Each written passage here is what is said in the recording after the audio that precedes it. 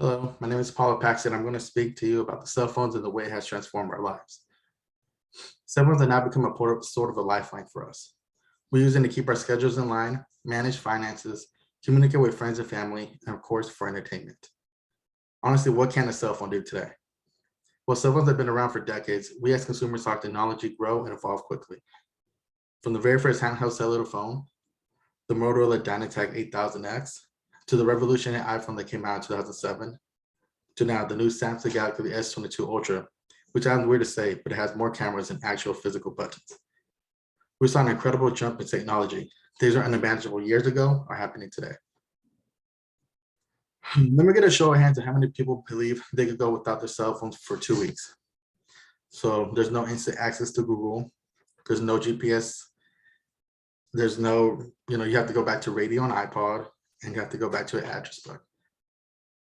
The thing about evolution of technology is that we see the positives fairly early.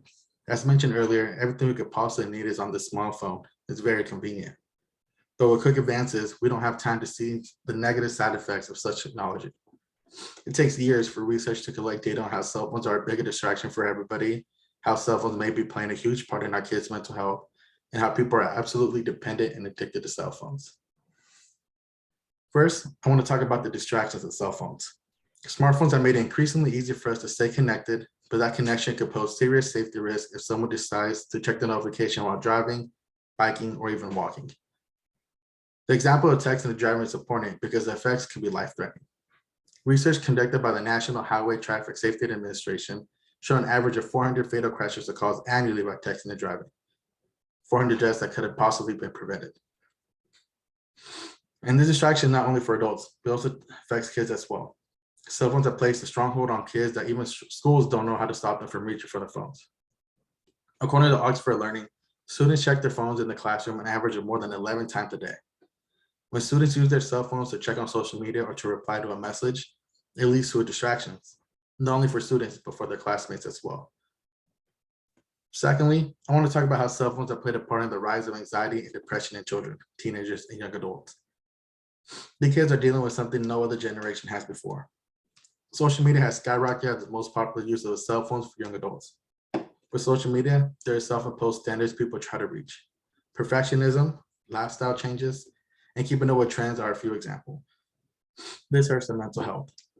Another thing that hurts with mental health is cyberbullying. Kids today get bullied anytime and anywhere because of social media and their cell phones. As shown in the graph, 35% shows that age does not matter when it comes to cyberbullying and aggression on the internet. Teenagers are second with 30%.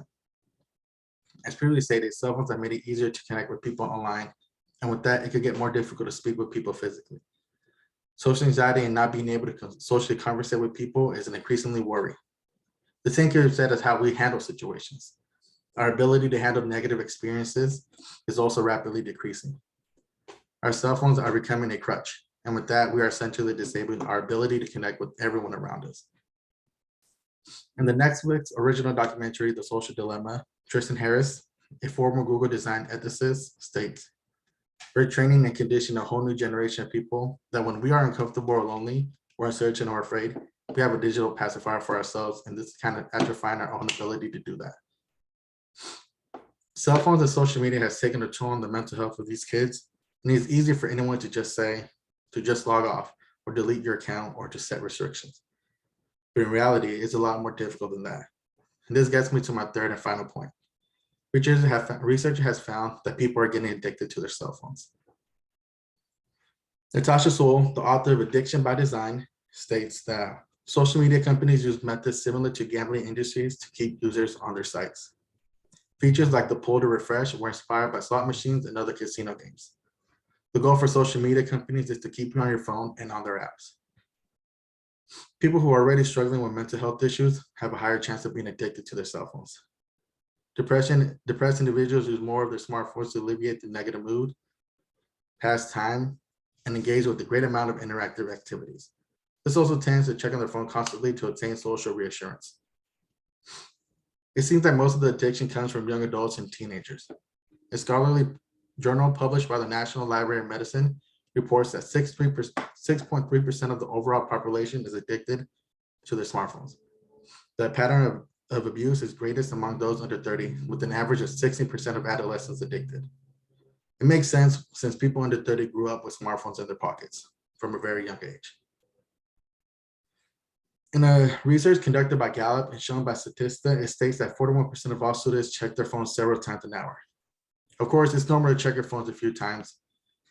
It is so many things at once, but once you can't be without it, checking it every couple of minutes, it becomes an addiction. Cell phones are amazing. They make all of our lives easier. Technology has helped us in so many ways, but has also slowed people from evolving. We cannot ignore the negatives that cell phones have caused. While it did help unite and communicate with one another, it also stopped growth that is needed to live a healthy and social life.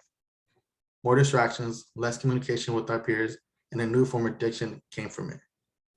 This isn't a call to action by any means, but it's important to get information and see for yourself how cell phones have changed your life. Thank you.